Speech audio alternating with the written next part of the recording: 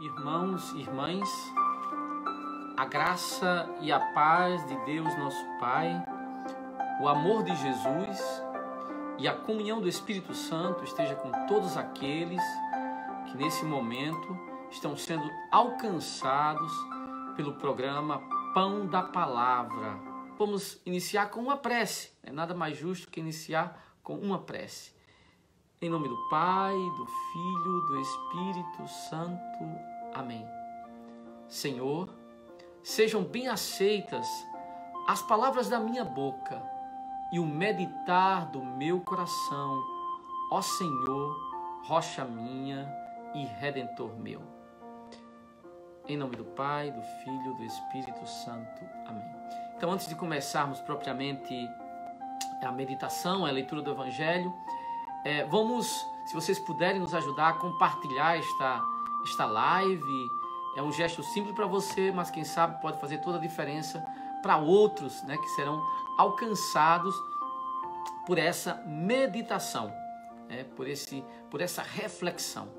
E o tema da nossa meditação será aprendendo com João Batista a sermos cristãos. Então vamos proclamar o Evangelho do dia. Vamos fazer a proclamação do Santo Evangelho. O Senhor esteja convosco. Ele está no meio de nós. Proclamação do Evangelho de nosso Senhor Jesus Cristo, segundo São Lucas. Glória a vós, Senhor. Completou-se o tempo da gravidez de Isabel. Ela deu à luz a um filho. Os vizinhos e parentes ouviram dizer como o Senhor tinha sido misericordioso para com Isabel e alegraram-se com ela. No 8º dia foram circuncidar o menino e queriam dar-lhe o nome de seu pai Zacarias. A mãe, porém, disse: não, ele vai chamar-se João. Os outros disseram: não existe nenhum parente teu com esse nome. Então fizeram um sinal para o pai, perguntando como ele queria que o menino se chamasse. Zacarias pediu uma tabuinha e escreveu: seu nome, João é seu nome. No mesmo instante, a boca de Zacarias se abriu, sua língua se soltou e ele começou a louvar a Deus. Todos os vizinhos ficaram com medo e a notícia espalhou-se por toda a região montanhosa da Judeia. E todos que ouviam a notícia ficavam pensando: o que virá a ser este menino? De fato, a mão do Senhor estava com ele. Palavra da salvação. Glória a vós, Senhor. Então, se os irmãos puderem nos ajudar a partilhar essa live, seria uma alegria se você pudesse fazer isso conosco, né? Nos ajudar nessa obra de evangelização. Muito bem. Quando falamos em João Batista,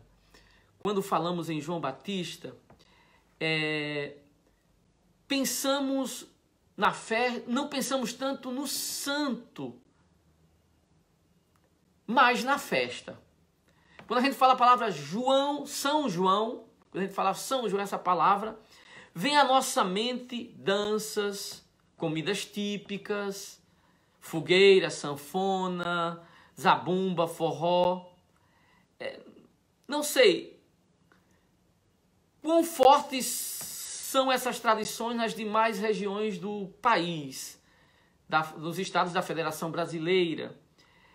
Porém, eu sei que assim o é no Nordeste. No Nordeste brasileiro, que eu conheço, é assim. Quando falamos São João, nos vem à mente todas essas realidades, né? Faz parte da nossa cultura, faz parte da nossa identidade. Isso aqui é uma realidade e todos sabemos disso. Quando falamos São João, nos vem imediatamente à mente quadrilhas, entre outras coisas, não é? Quadrilhas, danças, comidas, enfim. Porém, meu objetivo aqui não é falar da cultura brasileira ou do folclore nordestino, mas apenas partir do dado cultural, que é ao mesmo tempo um ponto de contato e um espaço favorável para a evangelização.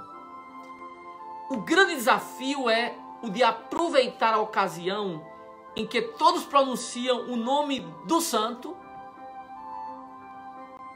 sem minimamente pensar sobre quem ele foi ou o que ele fez. Talvez esse seja um momento para redescobrirmos as raízes bíblicas desta figura tão importante, São João Batista, e propormos suas virtudes como modelo para os que sinceramente desejam servir a nosso Senhor Jesus Cristo. Então, nosso objetivo é partir deste dado cultural e evangelizar a cultura, ou seja,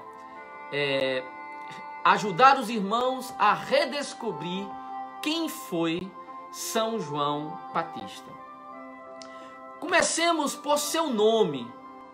João vem da forma latina Ioannes, que é apenas a transliteração do grego, da palavra grega.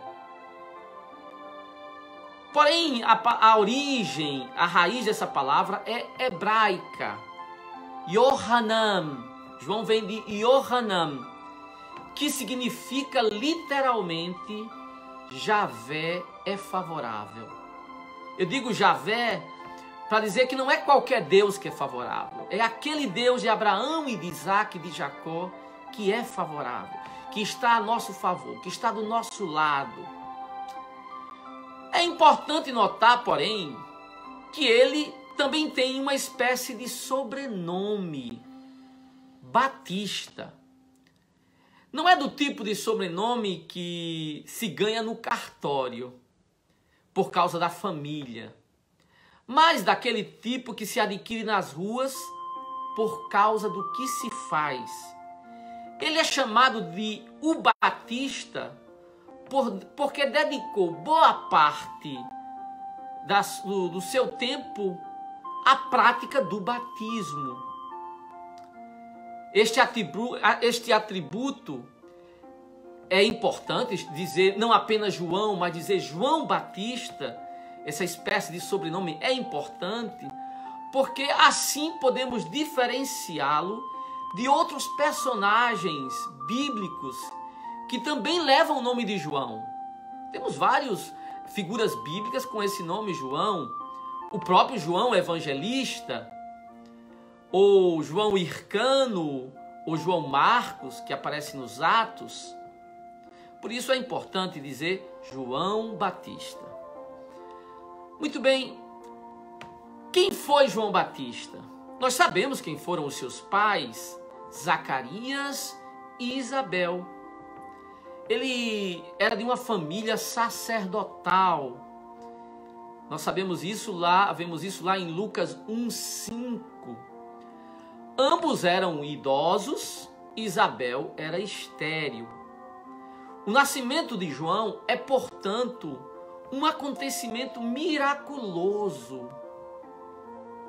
É interessante observar que o primeiro capítulo de Lucas, se você for ler o primeiro capítulo do Evangelho de São Lucas, ali nós encontramos duas anunciações do anjo, duas visitas do anjo.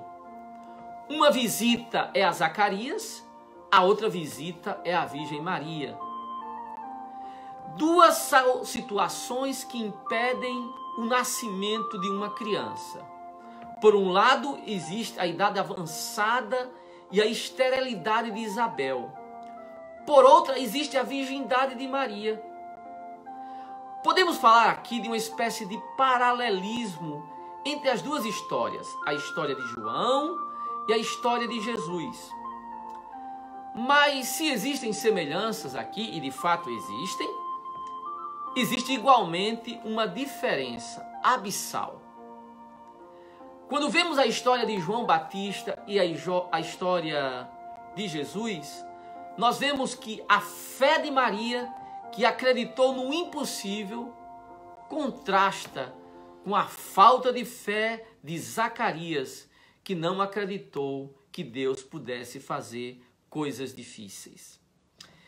É interessante observar também que esse paralelismo entre João Batista e Jesus também é cronológico. Ou seja, o nascimento de Jesus se celebrará 6 meses depois, em dezembro. Estamos em junho, o nascimento de Jesus se celebra em dezembro. Enquanto o nascimento do Salvador ocorre no solstício do inverno, eu estou falando do hemisfério norte, não no Brasil, por exemplo, mas no hemisfério norte, o nascimento de Jesus se celebra após o solstício de inverno, enquanto que João Batista ocorre após o solstício de verão.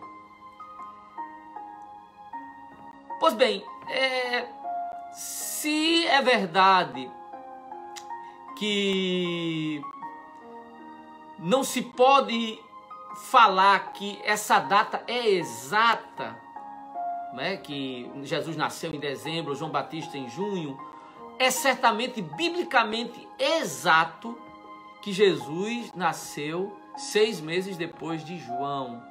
Por que sabemos isso? Porque lá em Lucas 1,36 diz: Isabel, tua parenta, o anjo dizendo à virgem, Isabel, tua parenta, concebeu um filho na velhice, e este é o 6º mês daquela que chamavam estéril.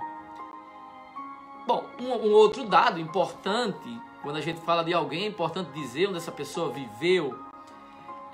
Os pais de João Batista viviam na Judéia, nas montanhas, em uma vila que fica a cerca de 8 quilômetros de Jerusalém, chamada Ain Karen. Já tive a ocasião de visitar um lugar muito bonito, Ain Karen, pertinho de Jerusalém, dá até para ir a pé.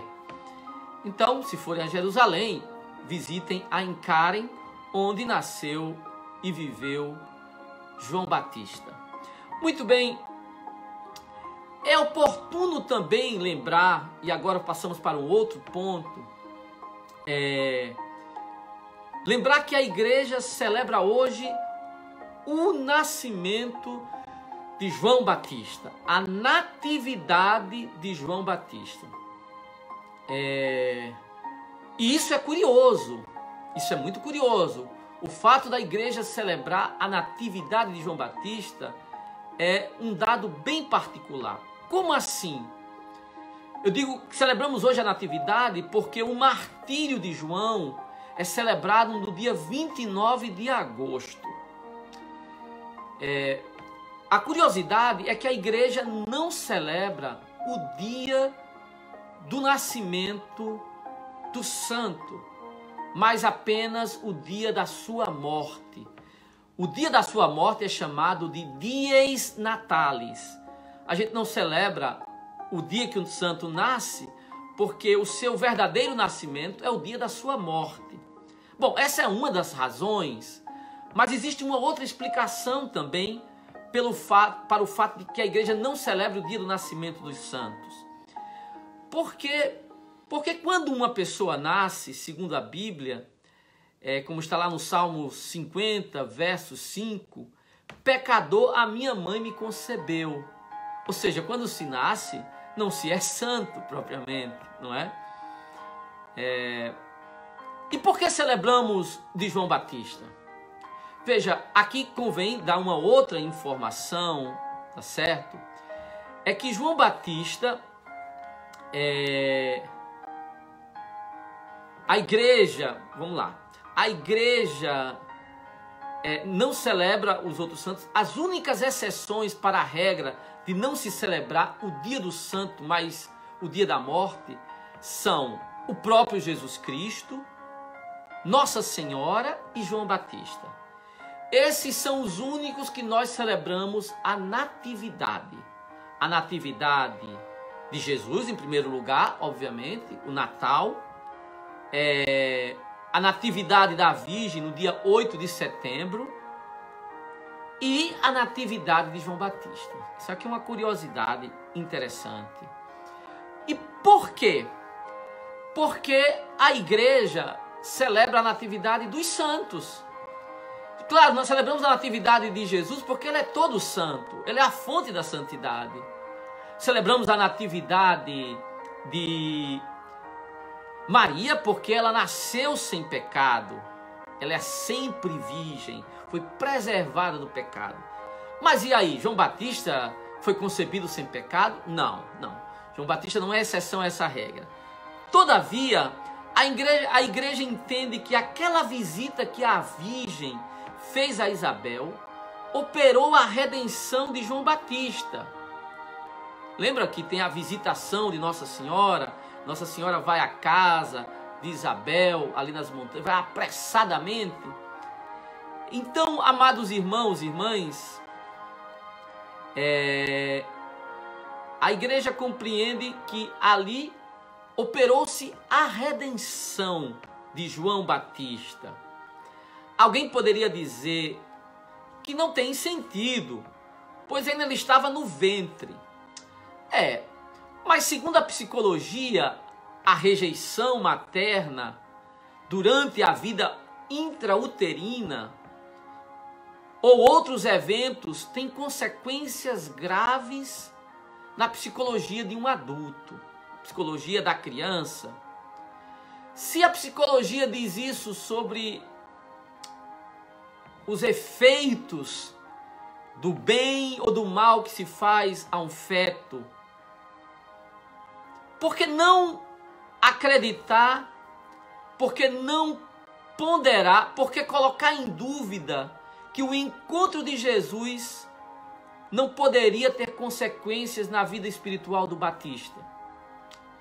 O fato bíblico é que a criança, isso está lá em Lucas 1,41, a criança estremeceu no ventre de Isabel e ela ficou cheia do Espírito Santo. Quem ficou cheio? Isabel, mas certamente João também. Então, ali naquele momento ocorreu a redenção de João Batista. Por isso ele é santo desde o seu nascimento, pela graça que Jesus, no ventre de Maria, trouxe para João Batista. Interessante isto.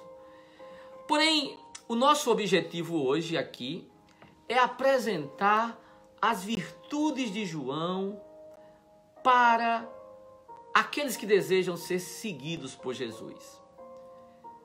Nós começamos dizendo que nosso objetivo é mostrar João como um modelo para todos que querem seguir a nosso Senhor Jesus Cristo.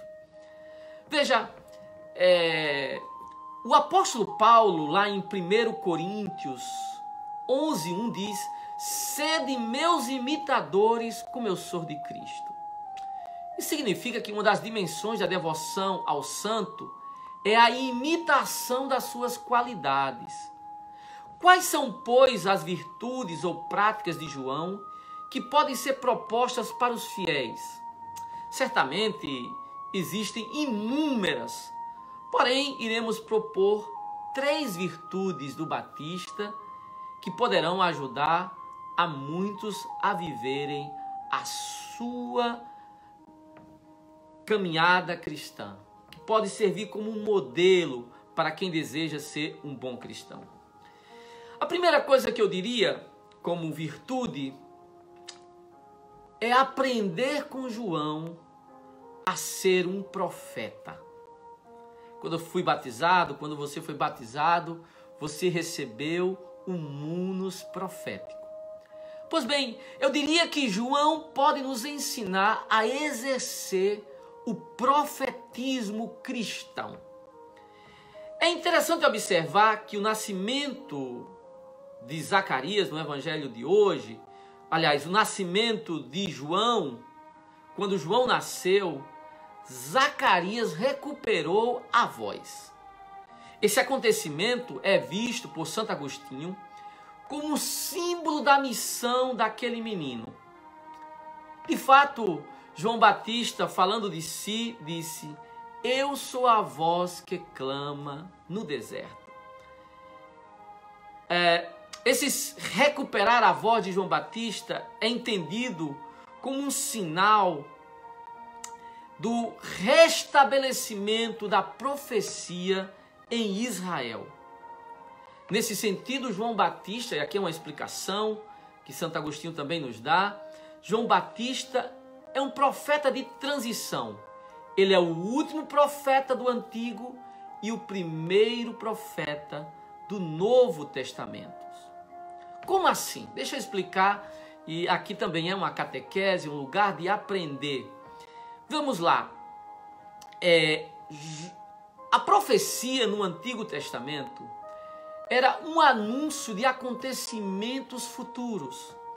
Vejamos, ou lembremos, que Isaías, muitos séculos antes, profetizou que uma virgem conceberia e daria à luz a um filho. Séculos antes ele profetizou. Muito bem, essa é a profecia do Antigo Testamento. Prevê eventos futuros.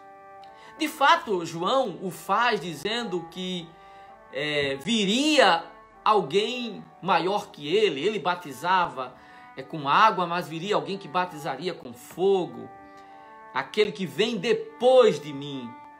É verdade que ele também exerceu esse gênero de profecia, mas é verdade, sobretudo, que ele exerceu e foi o primeiro a exercer um outro gênero de profecia. Leia lá em João 1,29. Jesus ia passando e quando João Batista o ver, diz: eis o Cordeiro de Deus que tira o pecado do mundo. Ou seja, João Batista exerceu um tipo de profecia que é próprio do cristianismo.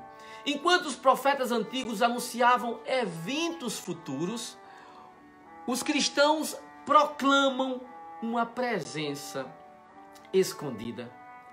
Quem poderia imaginar que aquele filho de Maria, de José o carpinteiro, fosse o Cordeiro de Deus?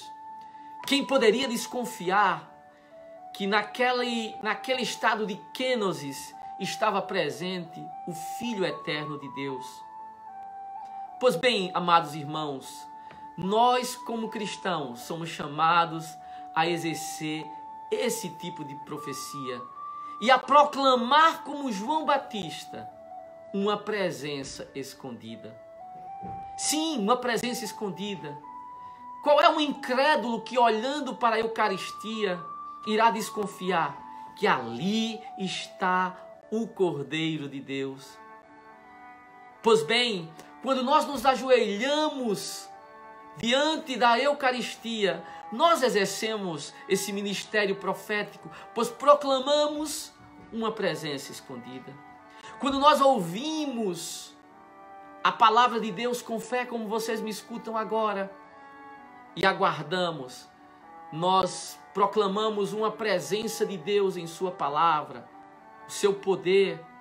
Quando rezamos, quando nos reunimos em assembleia, proclamamos a presença do Senhor que ali se encontra, mesmo que invisível.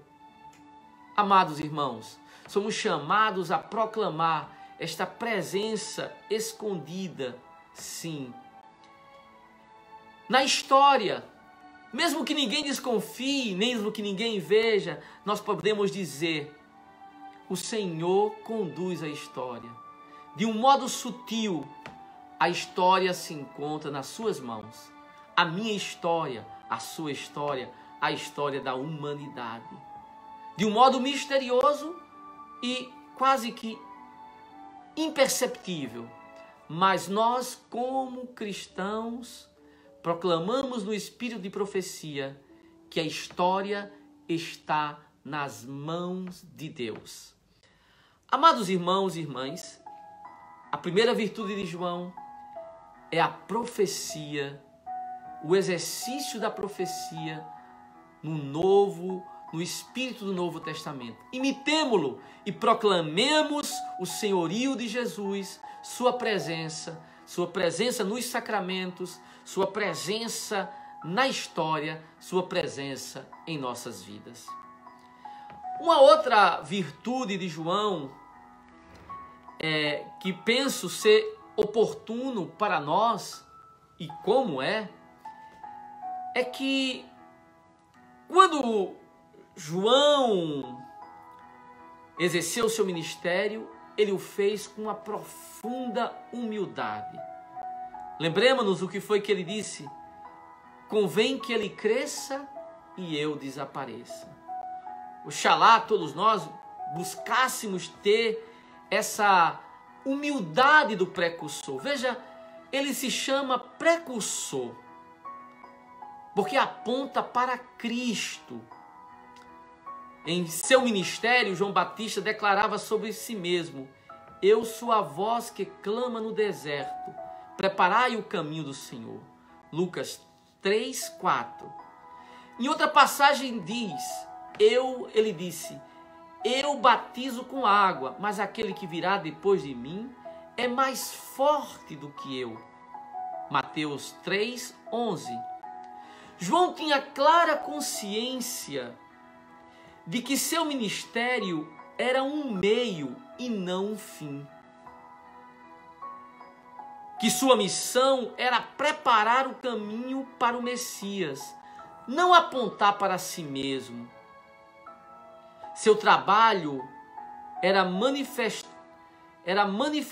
essa presença. Pois bem, amado irmão, amada irmã, o trabalho de João Batista manifesta uma maturidade humana e espiritual de quem se descobre não como centro, mas como uma via de acesso ao que de fato importa, o Cristo. Essa posição lhe valeu o título de precursor, ou seja, aquele que vai à frente, que precede. Pois bem, se Cristo é o dia, João Batista é a aurora. Se Cristo é o fruto, João Batista foi a flor. Quando ele viu Jesus passando, apontou e declarou: é ele, não sou eu. É bonito isso de João, essa consciência que ele não é o centro de sua missão. Oxalá todos os obreiros na igreja tivessem forte essa consciência de não chamar atenção para si, mas de conduzir ao Cristo, de levar a Cristo, de colocar Cristo no centro. Oxalá todos os obreiros do Evangelho, sobretudo numa época de artistas, descobrissem que são chamados a fazer discípulos de Jesus e não fãs. Ou seja, pessoas que estão mais preocupadas em transmitir o que Jesus disse do que suas próprias ideias, porque suas ideias se configuram aos ensinamentos do Senhor, aos ensinamentos de Cristo. Amados irmãos e irmãs, a segunda virtude de João é a sua humildade, que coloca Jesus no centro, que conduz a Jesus. Uma terceira virtude de João, uma terceira, vamos dizer assim, prática joanina do Batista, que pode ser um exemplo para nós em nossos dias, é o seu testemunho da santidade e sacralidade do matrimônio. Veja, eu diria que João Batista foi um mártir do matrimônio. Como é importante olhar para o Batista num tempo em que a cultura relativista ataca o matrimônio de todos os modos. de todos os modos, com suas ideologias, com seus ensinamentos. Então, nesse contexto de relativismo, né, no que diz respeito às verdades ensinadas por Jesus sobre o matrimônio, lembremos-nos, como está lá em Marcos 6,17, a razão pela qual João Batista morreu. Talvez fosse bom ler o próprio texto. Marcos 6,17. Marcos 6,17. Herodes, com efeito, mandara prender João e acorrentá-lo no cárcere por causa de Herodíades, a mulher de seu irmão Felipe, pois ele a desposara.